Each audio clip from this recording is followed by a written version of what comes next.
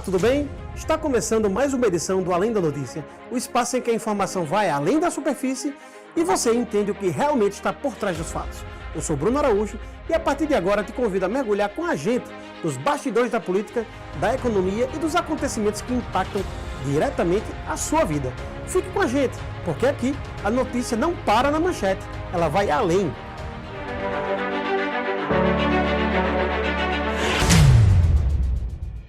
Um dado novo sobre o Bolsa Família no Nordeste ajuda a entender melhor como anda a economia da região e o Rio Grande do Norte aparece em uma posição que merece destaque. O programa Bolsa Família chega agora a quase 19 milhões de beneficiários em todo o Brasil, com um investimento de 12,79 bilhões. É um enorme volume de recursos que mostra a dimensão da dependência social que ainda existe no país. Mas quando a gente cruza esses dados com os números do mercado de trabalho formal, aparece um retrato interessante no Nordeste. Em um levantamento que eu produzi e publiquei em meu blog do brunoaraújo.com.br, o Rio Grande do Norte surge como o estado nordestino com a menor dependência proporcional do Bolsa Família e, ao mesmo tempo, com o maior percentual da população com carteira assinada. Na prática, o que isso significa? Significa que dentro da realidade econômica do Nordeste, o Rio Grande do Norte apresenta um mercado de trabalho relativamente mais estruturado do que outros estados. Não quer dizer que o estado esteja numa situação ideal, longe disso. Ainda existe pobreza, desemprego e desigualdade, mas quando comparado aos estados vizinhos, o Rio Grande do Norte mostra sinais de uma economia mais organizada. E isso fica ainda mais evidente quando olhamos para estados como Maranhão, Piauí e a própria Bahia. São estados que concentram proporcionalmente mais famílias atendidas pelo Bolsa Família e, ao mesmo tempo, registram níveis menores de formalização do emprego. Ou seja, há mais gente dependendo de transferência de renda porque há menos espaço no mercado formal. E esse é o ponto central dessa análise. O Bolsa Família não substitui emprego. Ele entra onde o emprego não chega. Funciona como uma rede de proteção social indispensável para milhões de famílias, garantindo o básico e movimentando a economia local, principalmente nos municípios mais pobres. Então, quando o Estado consegue reduzir proporcionalmente essa dependência e aumentar a formalização, isso indica uma melhora estrutural. É exatamente o caso do Rio Grande do Norte nesse comparativo regional. O ranking elaborado, a partir dessa relação entre cobertura do Bolsa Família e emprego formal, coloca o Rio Grande do Norte em primeiro lugar, seguido por Sergipe e Alagoas. Na outra ponta, aparecem Piauí e Maranhão, mostrando que ainda há uma grande fragilidade econômica nesses estados. Esse cenário revela duas verdades importantes. A primeira é que o Bolsa Família continua sendo essencial. Sem ele, milhões de famílias estariam em situação ainda mais grave. A segunda é que a saída definitiva da pobreza não vem da assistência social, vem da geração de emprego, renda e formalização. E é aí que o Rio Grande do Norte dá um sinal positivo. Dentro da realidade nordestina, o Estado mostra que fortalecer o emprego formal é o caminho mais sólido para reduzir a dependência social. É um resultado que precisa ser observado com equilíbrio. Não é motivo para triunfalismo, porque ainda há enormes desafios, mas é um indicador concreto de que quando há mais formalização, há menos dependência. E esse talvez seja o principal recado desses números. Programas sociais são fundamentais para proteger, mas o emprego formal é o que transforma de verdade. No fim das contas, o que os dados mostram é algo muito simples, onde o mercado de trabalho funciona melhor, a vulnerabilidade social diminui. E hoje, nesse recorte do Nordeste, o Rio Grande do Norte aparece como o estado que melhor equilibra essa situação.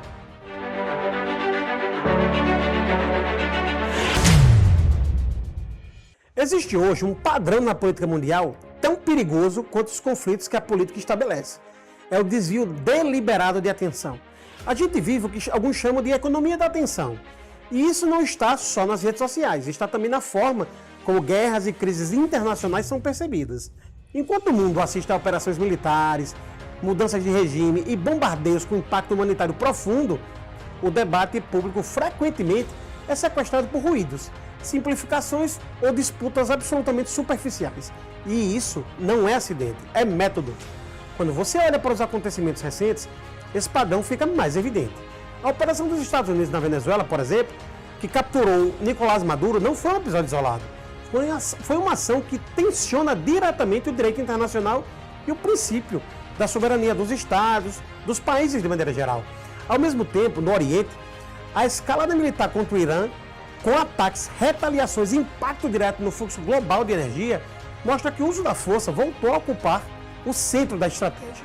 O problema é que, enquanto esses movimentos reconfiguram o equilíbrio global, o debate público, muitas vezes, não acompanha essa gravidade. Ele é deslocado, sai do campo da legalidade internacional, por exemplo, das mortes civis, das consequências humanitárias, e vai para o terreno da narrativa, da disputa política superficial, da polêmica fácil. Isso tem um efeito muito claro: a anestesia. Quando conflitos complexos são reduzidos a versões simplificadas ou transformados em espetáculo, a capacidade de indignação diminui. E sem indignação, não há pressão. Sem pressão, não há limite. E o que está em jogo aqui não é apenas uma disputa entre países, é algo muito mais profundo. São os próprios parâmetros do que passa a ser aceitável nas relações internacionais. Quando a intervenção militar passa sem reação relevante, ela vira precedente. Quando os precedentes se acumulam, viram norma. E quando a norma deixa de ser o direito e passa a ser a força, o sistema internacional muda de natureza. Deixa de ser uma ordem baseada em regras e passa a ser um ambiente de imposição. Um ambiente onde vale mais quem pode mais. E tem um elemento adicional que chama a atenção nesse cenário: a inversão de papéis. Quando lideranças que defendem diálogo, mediação e limites éticos passam a ser tratadas como problema e não como solução, isso revela muito sobre o tempo em que a gente vive. É como se o poder político buscasse se colocar acima de qualquer princípio universal, como se pudesse definir sozinho o que é legítimo. E aqui, caso ainda não tenha ficado claro, trato como exemplo o Donald Trump. Ele se vestiu digitalmente de Jesus e se colocou como salvador. O Papa fez críticas, não é isso, mas a guerra no Irã. No fim, história mostra que grandes rupturas raramente acontecem de forma abrupta. Elas acontecem por erosão, lenta, contínua, quase imperceptível. Na própria política, com a fuga das pautas importantes para perucas, simplificações de pautas e outras estratégias, se corrói o debate público. E talvez esse seja o maior risco do nosso tempo. Não é apenas a guerra, é a banalização da guerra, é a banalização da política. É a capacidade de transformar eventos graves em ruído de fundo, enquanto a atenção coletiva é desviada para o irrelevante. Porque, no fim das contas, desviar o foco virou uma ferramenta de poder. E reconhecer isso é o primeiro passo para não se tornar cúmplice por distração de processos que, quando consolidados, já não podem mais ser revertidos com facilidade.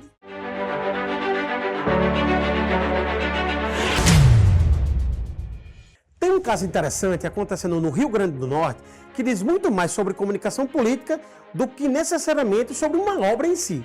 É a construção do Hospital Metropolitano de Natal, que virou uma peça de propaganda do governo estadual e, ao mesmo tempo, alvo direto da oposição. E aí surge a pergunta: estamos diante de uma propaganda enganosa ou de oportunismo político? A resposta, como quase sempre, não é tão simples. A oposição fez o movimento mais básico e mais eficaz da política. Foi ao local. Chegando lá, segundo o parlamentar de oposição, encontrou apenas um terreno com areia, sem operários ou máquinas. Do outro lado, o governo do estado afirma que a obra começou há cerca de 30 dias, com movimentação de terra e estruturação de canteiro. E aí é importante dizer o seguinte: nesta visita que foi feita, não havia nada, porque as máquinas teriam saído para retirar um determinado material. No dia seguinte voltaram. Ou seja, há duas narrativas em disputa. Mas o ponto mais relevante aqui não é exatamente quem está com a razão factual nesse momento. O ponto é outro. É a ausência de narrativa consistente por parte do governo. A governadora Fátima informou meses atrás que a ordem de serviço para o hospital seria assinada no dia 5 de março. Só que não houve registro público disso. Não houve vídeo, não houve cobertura, não houve um registro histórico consolidado no próprio site do governo do estado. E isso, em política, é um problema. Porque na era do storytelling e da pós-verdade, não basta fazer. É preciso mostrar. É mais do que isso. Mostrar primeiro. Quando o governo deixa de registrar um marco importante, como o início de uma obra de mais de 200 milhões de reais, ele apenas abre espaço para que outros contem a história por ele. E foi exatamente isso que aconteceu. A oposição ocupou esse vácuo e ocupou com a imagem forte, um terreno que parecia vazio. No dia seguinte, o governo reagiu. Secretários visitaram o local, apareceram mais máquinas, operários, registros oficiais surgiram. Mas aí já é outra dinâmica, já não é mais o protagonismo, é a reação. E comunicação reativa quase sempre sai atrás. Isso não significa necessariamente que a obra não exista ou não tenha começado. Pode até estar em fase inicial de fato, com avanços ainda poucos visíveis. Mas sem registro, sem narrativa e sem a prova pública consistente, a percepção perde força. E na política, amigos, percepção é quase tão importante quanto o fato. Este episódio mostra um clássico erro de avaliação. Talvez o governo tenha entendido que a obra ainda estava verde demais para divulgação e que seria melhor esperar avançar. Só que ao fazer isso, entregou de bandeja o time para a oposição atacar. Em ano eleitoral isso custa caro, principalmente para uma gestão que ainda enfrenta níveis de desaprovação relevantes. Porque uma obra desse porte não é só uma obra, é um ativo político importante. E ativo político que não é comunicado não gera valor. A experiência recente mostra isso. Por exemplo, na reta final da gestão do prefeito Álvaro Dias em Natal, várias obras foram inauguradas ainda incompletas, mas com narrativa forte, bem construída e bem repetida. Isso impactou positivamente a percepção das pessoas. Certo ou errado? Esse é o jogo. Hoje, fatos objetivos disputam espaço com versões mais bem contadas. Por isso, a lição que fica é clara: não basta ter a verdade, é preciso ocupar o espaço da narrativa. Porque se você não contar a sua história, alguém vai contar. E agora, a gente vai para um breve intervalo e na volta nós vamos conversar com Jean Paul Prats, ex-senador e ex-presidente da Petrobras e, claro, pré-candidato ao Senado pelo PDT, sem falar num grande botafoguense. A gente se vê no próximo bloco.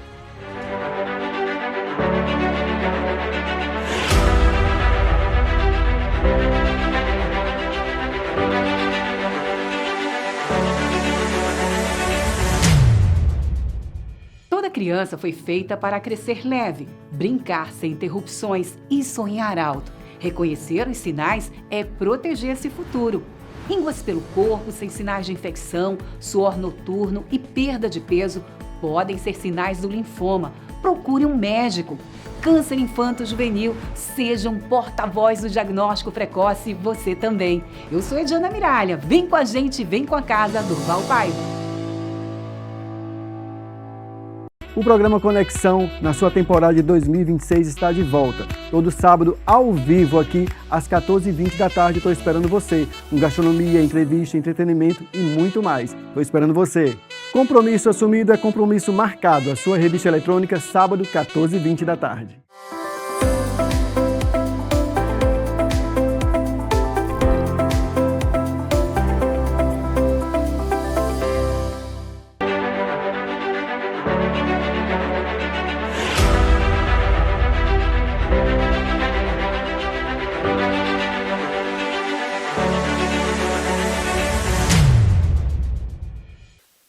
Olá, estamos de volta com o programa Além da Notícia e nós temos a honra aqui de receber o ex-senador, ex-presidente da Petrobras, botafoguense e soube há pouco que também ex-vocalista de uma banda, né, nos anos passados no Rio de Janeiro, o Jean Paul Prats.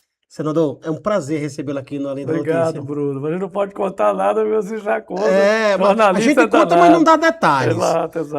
O passado ao passado pertence. Mas não é um passado ruim, é um passado bom de música, poesia. Certeza. E a vida é feita de poesia, senador. Exatamente. E, por falar em passado, um passado recente da sua história, faz parte da história da Petrobras. Né? O senhor foi presidente da Petrobras por, acho que 15, 14 meses, mais ou menos? 15 meses. E nesse intervalo de tempo, como é que o senhor avalia esse período que o senhor passou à frente de uma das maiores produtoras de petróleo do mundo, uma das maiores estatais do mundo? Bruno, a Petrobras, na verdade, para mim foi um retorno à Petrobras, né? Porque eu trabalhei na Petrobras de 1988 a 1992, 91, 92. Eu fui estagiário da área de Direito Internacional, na Petrobras Internacional, ali na Candelária, na Igreja da Candelária, ficava ali. A Braspeto era a empresa internacional da Petrobras, ela estava atuando na época em mais de 20 países no mundo. E depois eu virei advogado júnior, fui membro da assessoria jurídica lá e fiz muitos trabalhos na Colômbia, nos Estados Unidos, no Golfo do México americano, que na época a Petrobras entrou, Angola, na Inglaterra, Noruega, Argentina, Venezuela, vários lugares, Argélia, né, onde a Petrobras entrou, e a gente tinha como função ir a esses países para preparar a entrada da empresa ou acomodar as primeiras equipes, etc., uma estrutura local, cada país tem uma lei diferente. Então, enfim, eu me especializei nesse tipo de operação, né, de entrada em países novos e de desenvolvimento de novos negócios. Então, a volta para a Petrobras depois disso, você sair de estagiário nos anos 80 e chegar à presidência, né, agora, recentemente, para mim foi uma grande alegria, uma grande honra, claro, uma missão que o presidente Lula nos deu, depois de ter participado ativamente da defesa da Petrobras no Senado Federal, depois também no plano de governo da transição para o governo Lula III. Claro que eu tinha participado em outros planos de governos anteriores, da presidente Dilma, do próprio presidente Lula no segundo mandato e tal, mas significou para a gente também, e eu digo a gente porque eu tenho uma equipe, umas pessoas que eu tenho que agradecer porque estão sempre comigo, e nós fizemos duas coisas muito importantes pós-Bolsonaro, né? Uma foi a nova política de preços para os combustíveis no Brasil. Nós conseguimos uma coisa que parecia muito difícil, praticamente impossível para alguns adversários, inclusive, que era retomar o abrasileiramento dos preços dos combustíveis, ou seja, considerar os fatores nacionais, refinaria nacional, produção de petróleo no Brasil, né, custos brasileiros na sua maioria, não todos, mas a maioria, para isso refletir no preço que a gente compra de gasolina e diesel no Brasil. Portanto, é um preço de mercado, mas um preço de mercado brasileiro. Foi efetiva a política, senador? É efetivo, está sendo hoje. Hoje, se você estivesse com a política anterior do governo Bolsonaro, que era o PPI, paridade de importação, você estaria com o preço da gasolina e diesel pelo menos 3 vezes maior do que está hoje. É escandaloso. Estaríamos pagando algo em torno de R$ 21 no combustível? Em tese, o barril ele duplicou de preço. Se você tem um déficit de diesel muito grande, você estaria, com certeza, com um orçamento, né, de gasolina e diesel para o Brasil triplicado, é isso que eu quero dizer. O preço provavelmente estaria oscilando em torno do que nos Estados Unidos, que se pratica a política de importação, paridade de importação, embora seja um país autossuficiente também, ele está aí pelo menos 70% acima do que era antes da guerra. E no nosso caso ainda tem o efeito do câmbio, né? No nosso caso, nós estamos em 10% a 12% em alguns casos na bomba, no preço da refinaria ainda é o mesmo da gasolina, não mudou. A gente pode falar sobre isso, por que mudou para o consumidor e não mudou na refinaria Petrobras. E no caso do diesel, houve um aumento de 0,38 centavos na Petrobras e uma subvenção do governo, o governo resolveu pagar aos produtores e importadores para não faltar produto, já estamos beirando aí R$2 de subvenção. Foram dados à medida que a guerra foi se estendendo. Então, esse sistema dentro da Petrobras, de considerar custos brasileiros de refino, de produção e tal, claro que também com os custos internacionais, mas abrasileirar os preços, levou, na época que eu estive lá, a poder baixar o preço para uma média de 25% a menos do que estava em 2022. Então isso deu certo. E deu certo 2 vezes, porque também para o acionista nós conseguimos explicar que aquela situação era necessária e que a outra situação era absurda. Um país que é autossuficiente em petróleo, tem a maioria dos seus produtos produzidos em refinarias brasileiras, praticando paridade de importação, como se importasse 100% do que usa. Explicamos aos acionistas e eles entenderam que nós íamos ganhar mercado. Quando eu assumi, nós estávamos com refinarias a 60% da capacidade, ou seja, estava próximo da metade da capacidade que as refinarias podiam dar. Por quê? Estava entrando produto importado, porque a paridade de importação favorecia o mais preguiçoso dos agentes, e não aquele que rala, que investe em pesquisa, que emprega brasileiros, etc. e tal. Você simplesmente pegava no mercado internacional, trazia para cá, o preço era o mesmo, porque a Petrobras já era obrigada a praticar o mesmo preço da importação. Quando a gente pratica preço brasileiro, a Petrobras tem a vantagem de ganhar mercados. Então ela recuperou mercados, o acionista entendeu isso, e ao invés de baixar o preço da ação, como se esperava que fizessem, diante dessa mudança, a ação subiu. A segunda coisa que nós fizemos importante lá foi reduzir a regra de distribuição de dividendos e aumentar a capacidade de investimento da empresa. Então, ao invés de vender refinarias para apurar lucro, a gente passou a investir nas refinarias, investir nas plantas de fertilizantes, investir nos estaleiros brasileiros de novo investir na exploração e produção, enfim, na petroquímica, em tudo mais que a Petrobras faz e até na transição energética, e dissemos para o acionista, confie em nós. Nós, essa gestão, vai fazer isso, isso e isso com o seu dinheiro. Então, nós não vamos distribuir tanto dividendo quanto íamos, mas vamos investir direito o seu dinheiro. Então, no longo prazo, você vai ganhar conosco. Aí, senador, eu vou reiterar uma parte da pergunta, porque eu acho que é importante a gente estabelecer esse paralelo. No governo Bolsonaro, havia a paridade internacional, que era estabelecida uma política da Petrobras naquele período. A partir da sua chegada, com a chegada do presidente Lula, foi proposto um outro modelo para estabelecer esse preço, para precificar o combustível aqui no Brasil, a partir do valor internacional. Hoje, se a política aplicada pelo governo fosse a paridade internacional, objetivamente, estaríamos pagando, no estimativo, em média, quanto no preço, por exemplo, da gasolina e do diesel? Provavelmente você estaria, eles estão mais ou menos equivalentes, mas você estaria acima dos R$ 15.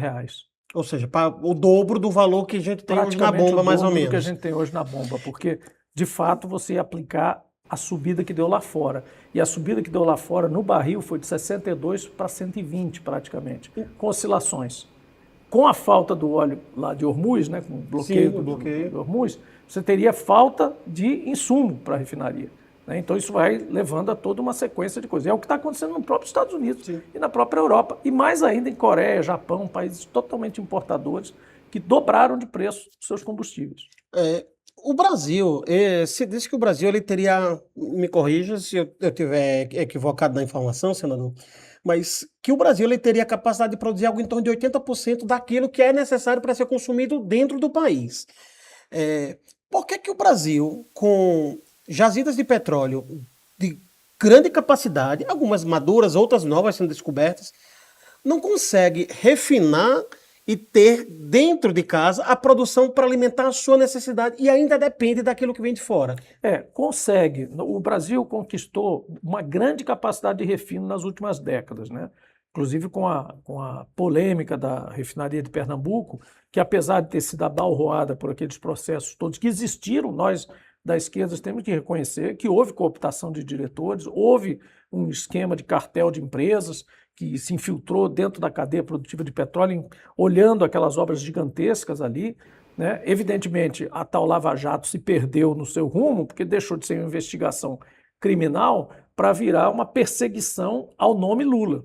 Né? Quando se falava, olha, fala Lula que você sai, faz isso, faz aquela tortura psicológica toda, daquelas delações premiadas estranhíssimas que houve naquele processo, tanto que esse processo todo se perdeu e se derreteu por isso, né?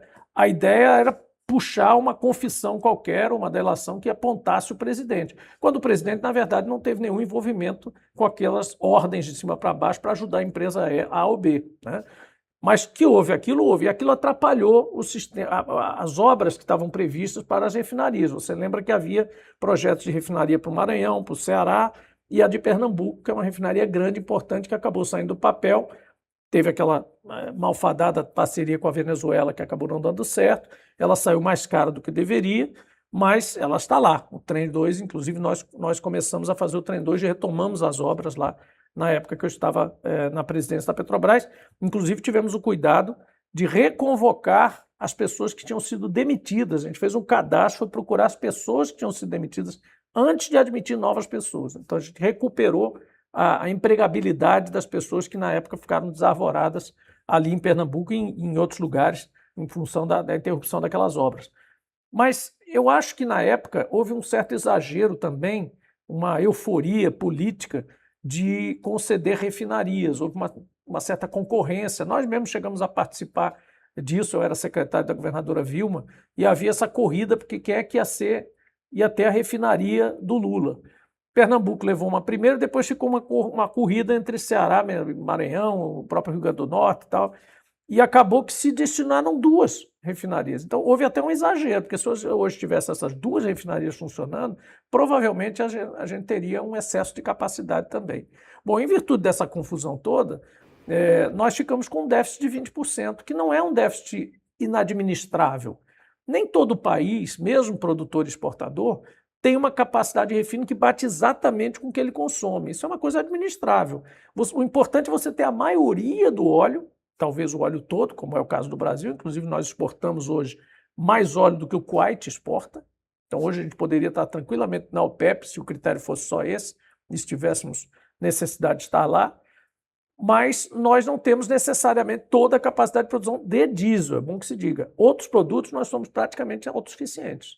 Então, o país está muito confortável. Hoje mesmo saiu um estudo, se não me engano, do Banco BTG, dizendo que o Brasil, das economias emergentes, é a que está em situação mais confortável diante desse conflito do Irã, porque tem conseguido administrar o preço internamente, tanto por força das vantagens que a Petrobras propicia por ela mesma, mas também tem ajudado diretamente as subvenções que eu mencionei aqui, que é quando o governo pega a receita extra que ele tem, com royalties mais alto, com receitas maiores por conta do preço do petróleo, ele é exportador de petróleo, e devolve para a sociedade uma parte disso no preço do combustível.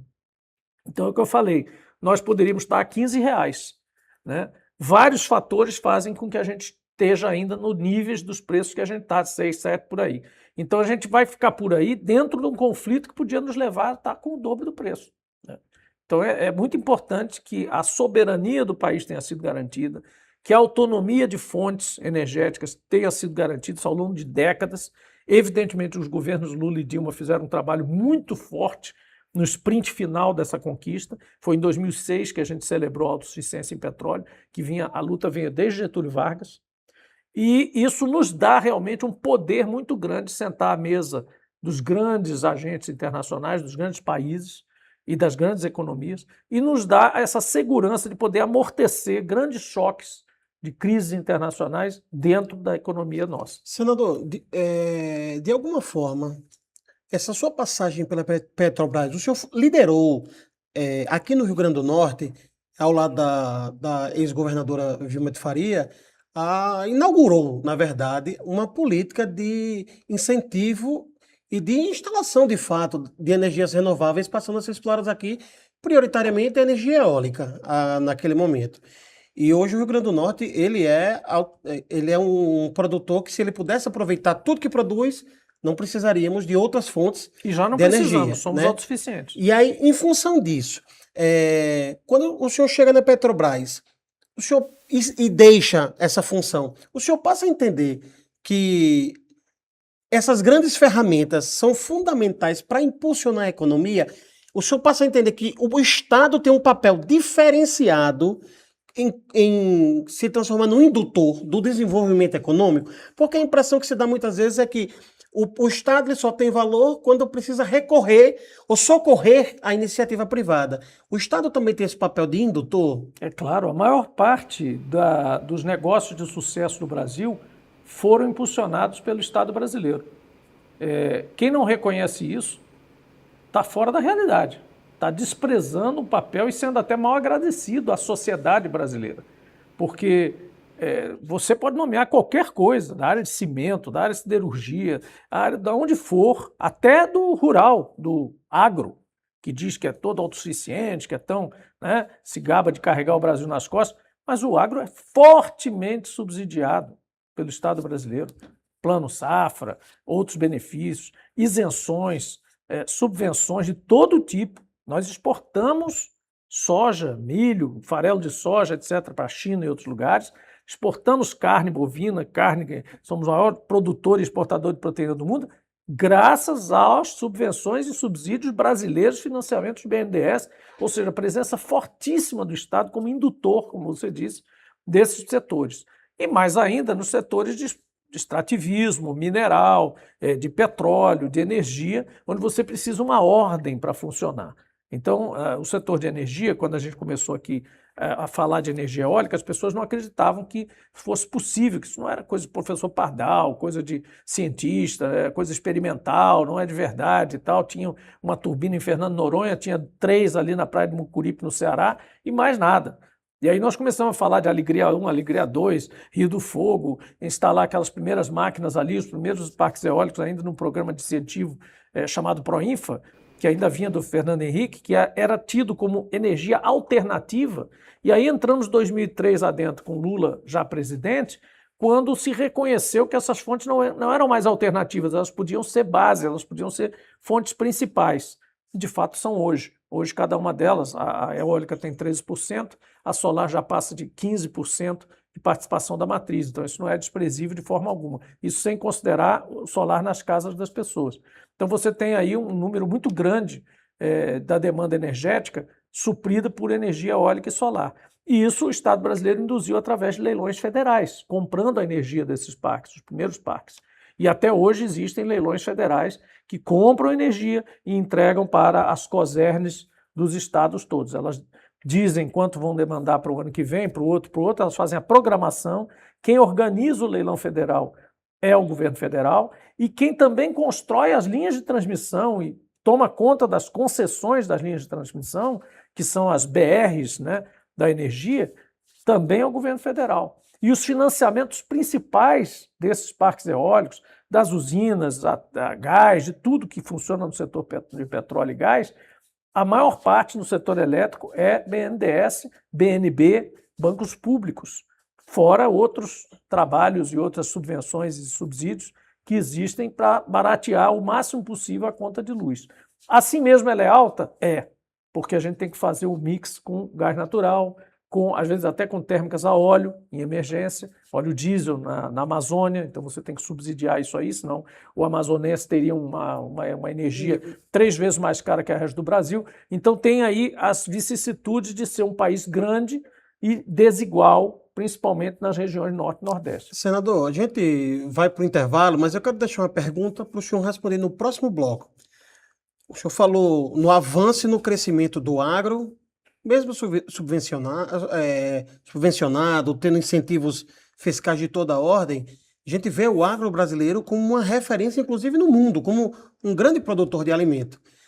Mas, ao mesmo tempo, a gente viu o Brasil, ao longo das últimas décadas, passar por uma espécie de um processo de desindustrialização. E aí eu pergunto, vislumbrando, inclusive, essa possibilidade de se tornar senador da República mais uma vez, falta uma política arrojada de desenvolvimento industrial, de incentivo à reindustrialização do país? Mas o senhor só responde no próximo bloco. A gente vai para o intervalo e volta já.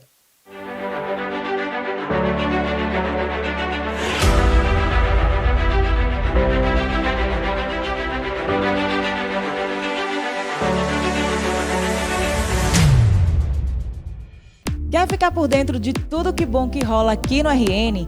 Você não pode perder, então, o Achei RN na TV, todo sábado na telinha da TV Trampolim. Estaremos aqui ao vivo todo sábado a partir das 13 horas na TV Trampolim, afiliada da TV Gazeta, canal aberto 29.1 ou pelo YouTube. Você não pode perder.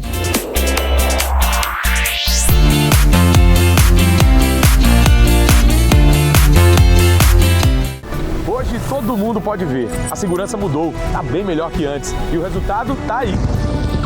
Temos mais policiais e mais viaturas. Saímos de uma tropa encolhida para quase 5 mil novos agentes.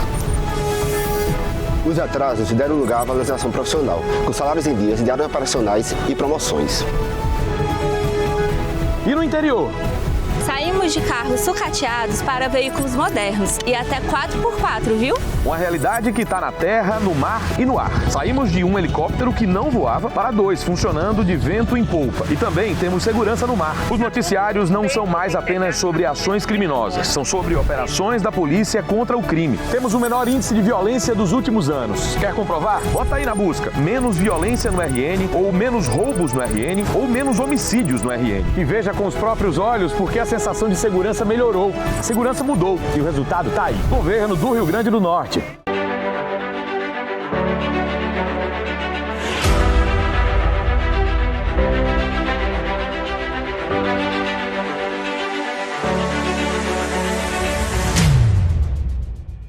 Estamos de volta com Além da Notícia. Entrevisto aqui o ex-senador, o ex-presidente da Petrobras e pré-candidato ao Senado pelo PDT, Jean Paul Prats. Senador, no bloco anterior eu lhe perguntei sobre o fato de o Brasil ter passado por um processo de desindustrialização nas últimas décadas. E aí eu repito a pergunta. Falta uma política de industrialização, de reindustrialização mais arrojada? Porque a gente sabe que empregos ligados à a agricultura, a agropecuária, em geral, tendem a ser empregos que pagam um pouco menos. Empregos na indústria, empregos na área de tecnologia, tendem a pagar mais. Falta um investimento de base nesse sentido? Bruno, essa pergunta me dá ensejo para fazer um histórico rápido e também propor uma coisa que é importantíssima para o Rio Grande do Norte, já que você falou também em mandato do Senado. Primeiro, a gente sempre teve algum tipo de programa de industrialização, principalmente desde o Getúlio, Juscelino teve dele, Jango, de uma certa forma, chegou a propor coisas assim. Os próprios militares tiveram programas anunciados assim, tal, com uma certa reverberação aí e tal, mais exagerada, mas tiveram.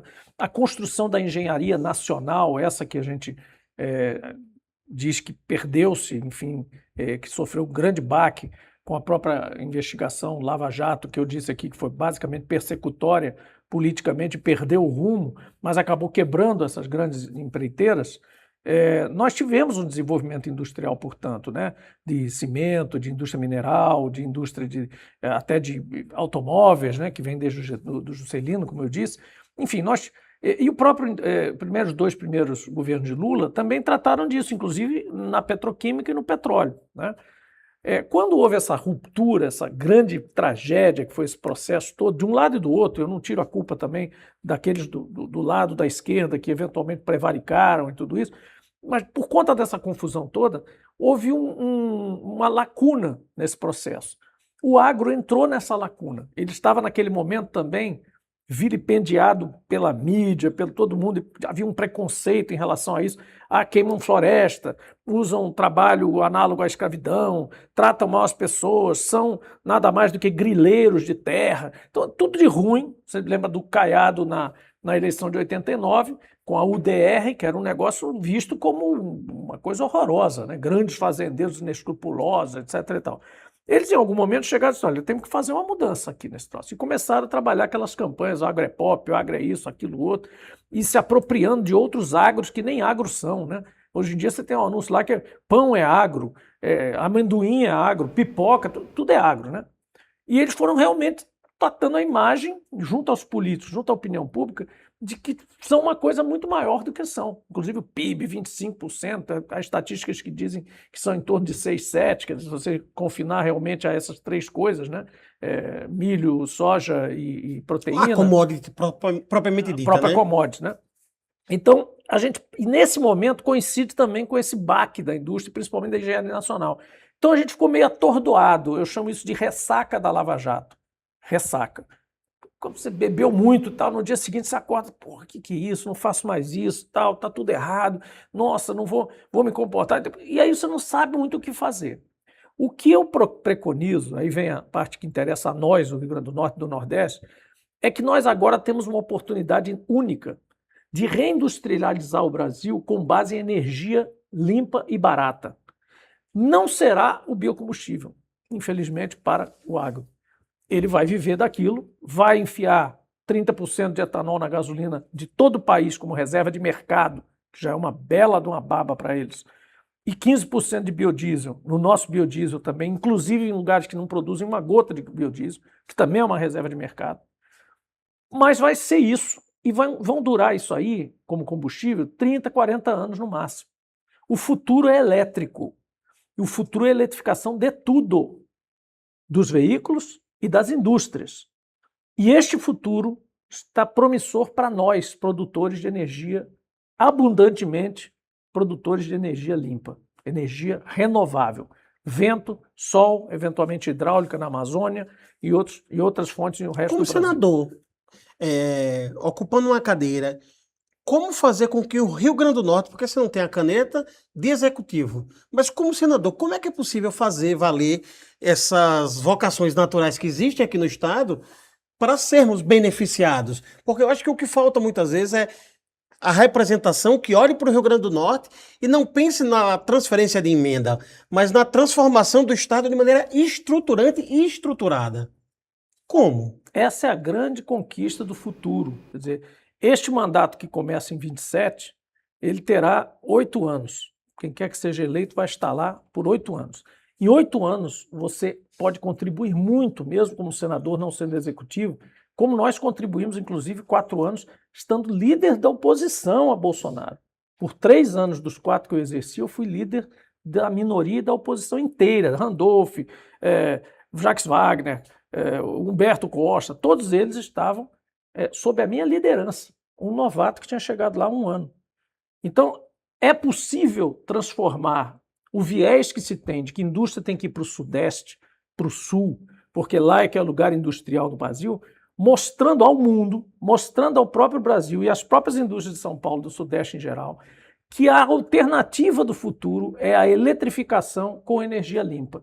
Então nós podemos ter, sim, siderúrgicas verdes, hidrogênio verde, fertilizantes feitos a partir de vento e sol, além de manter as nossas fruticulturas, nossas coisas baseadas em recursos naturais habituais. Agora, isso é uma escala impressionante. Isso pode atingir um nível de desenvolvimento, inclusive para exportação, que é inimaginável hoje. E é isso que a gente quer fazer acontecer. Senador, o senhor é pré-candidato pelo PDT ao Senado e o partido recebeu recentemente o ex-deputado federal Rafael Mota como uma alternativa a essa pré-candidatura. Como é que o partido vai estruturar essa decisão? Já há um alinhamento interno sobre como constituir uma resposta a essa dúvida? Porque até o primeiro momento o senhor aparecia como esse nome. Reforçou as fileiras do partido, mas como o partido vai resolver? Essa história é muito simples, ela parece inovadora, mas não deveria ser.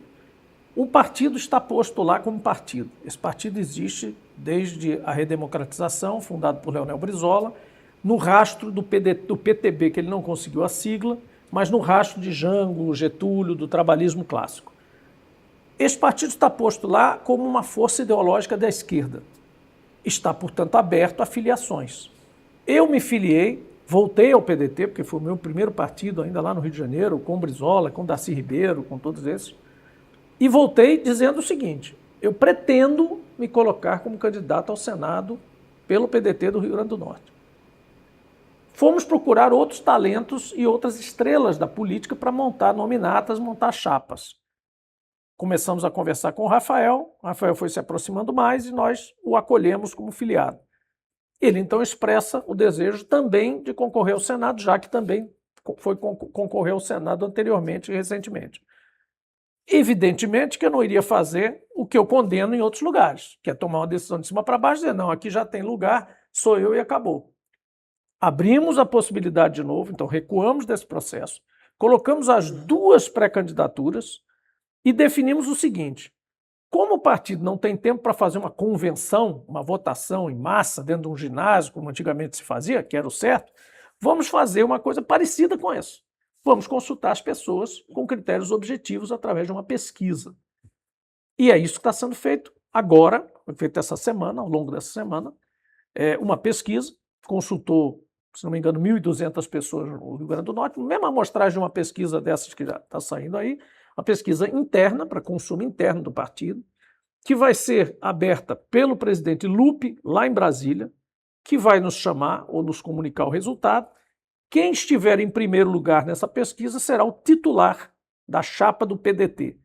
O segundo será o suplente, porque nós consideramos que os 2 têm o mesmo valor, a mesma equivalência em termos políticos, relevância nacional, relevância para o Rio Grande do Norte, etc. Então achamos que um pode fazer a dupla com o outro, o que não quer dizer que a gente não esteja fora da chapa. Nós vamos fazer a dupla com Samanda, um titular com titular. Que era essa minha segunda pergunta, senador. O PT já estabeleceu o candidato do grupo progressista ao governo do estado e a governadora Fátima, que era então candidata ao Senado, queria liderar esse processo, por um contexto político-eleitoral, precisou permanecer na cadeira. É verdade. E aí a minha pergunta é a seguinte: está definido que o PDT vai ocupar essa segunda cadeira? Esse é o nosso pleito para estar neste grupo. Né? Lembrando que o PDT não faz parte da federação, então ele não é automaticamente obrigado a aceitar tudo. Quem manda no PDT é o PDT. O PDT decide o seu futuro. Evidentemente que pelo fato do campo progressista estar unido em torno da candidatura de Cadu e agora com Samanda no lugar de Fátima, que é o pré-candidato ao governo do estado. Exato, nós estamos com eles. Então o titular desse processo que eu descrevi aqui, que nós vamos escolher, o titular estará ao lado de Samanda e estará ao lado de Cadu, seja eu, Jean, seja Rafael. Dentro do nosso conjunto estará o suplente deste titular, que poderia, de novo, ser eu ou o Rafael, né? Então, essa é a nossa jogada, é como a gente colocou na mesa perante as outras siglas de nos apresentar. E eu acho que é muito produtivo para todo o grupo, que nós estejamos juntos, porque a ideia depois é propor aí sim uma coisa mais inovadora, que não é um mandato compartilhado, aliás, não é um mandato coletivo, é um mandato compartilhado. O mandato coletivo é aquele que a sigla designa 3, 4 pessoas, elas se revezam, enfim, uma coisa meio moderna demais, as pessoas não entenderam bem. Eu me lembro que o pessoal fez isso na eleição do prefeito de Natal. Aqui não, aqui a gente é compartilhamento mesmo. Então, equipes que trabalham juntas, definições conjuntas de pautas importantes no futuro, no exercício do mandato. E mais outras questões que vão ser definidas com o tempo. Então, a ideia do mandato compartilhado entre o titular e o suplente está de pé, está posta e será discutida assim que a pesquisa terminar e o titular for decidido. Senador, então a gente vai para o nosso Na Lata, que é um ping-pong rápido. Eu vou fazer algumas perguntas. Faço a pergunta rápida e a resposta tem que vir no mesmo tom. Vamos lá. Qual a maior prioridade hoje do Rio Grande do Norte? Eu acho que é desenvolvimento econômico sustentável. E quando eu falo sustentável, é humanamente sustentável também, socialmente responsável. O que é que não pode vencer as eleições de 2026? Qualquer coisa com o nome Bolsonaro. E uma palavra para definir a política do Rio Grande do Norte, a forma como ela é exercida. Complexa, porém eu ainda considero um pouco ingênua em alguns aspectos. O que é que inspira o senhor na política hoje? Duas pessoas muito simples. O presidente Lula é uma inspiração para todos nós, claro, será o presidente mais importante da história do Brasil, certamente. Claro que Getúlio vem logo colado ali, porque é importante na época que ele enfrentou, as resistências que enfrentou. Mas Leonel Brizola hoje, já que eu estou no PDT, volta a me inspirar muito, porque foi a minha primeira inspiração na política. Eu entrei na política no Rio de Janeiro por causa de Brizola e de Darcy Ribeiro, fazendo campanha para eles. E para a gente encerrar, qual o legado que Jean Paul Prats quer deixar por meio da política? Eu acho que eu quero deixar o que eu encontrei aqui e que talvez nem todos os norte-riograndenses tenham visto. Às vezes uma visão de quem veio de fora 22 anos atrás, consiga enxergar isso. Que o Rio Grande do Norte é o melhor lugar para se viver no mundo. Mas a gente precisa tratar bem dele e estruturá-lo para ser esse lugar seguro, socialmente justo e com desenvolvimento avançado. E a gente tem toda a chance de fazer isso justamente através daquilo que eu entendo de fazer, que é a energia.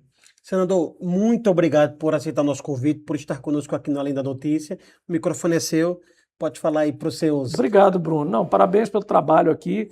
É muito importante que a gente tenha veículos que estejam cobrindo o processo eleitoral nesse momento, principalmente obrigando as pessoas a falarem de programa de governo, de ideias para o Rio Grande do Norte, porque de fofoca a gente não consegue ir adiante, não. Então, parabéns aqui para todos vocês e para a equipe.